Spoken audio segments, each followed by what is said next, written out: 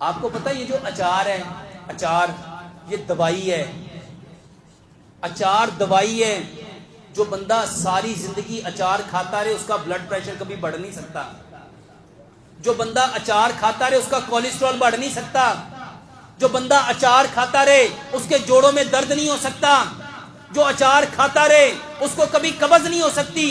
जो अचार खाता रहे उसको कभी बवासीर नहीं हो सकती। और सच बताओ, हमने खाना छोड़ दिया, सारियां बीमारियां आ गई।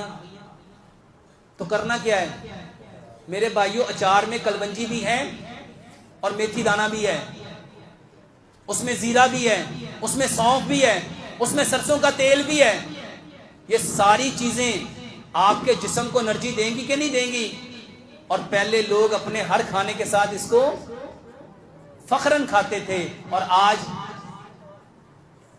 और समझते गरीब लोग चार खाते हैं, असी तो रोस्ट खाने हैं, असी तो बर्गर खाने हैं, असी तो शवारमे खाने हैं, तो चार कौन खाता है?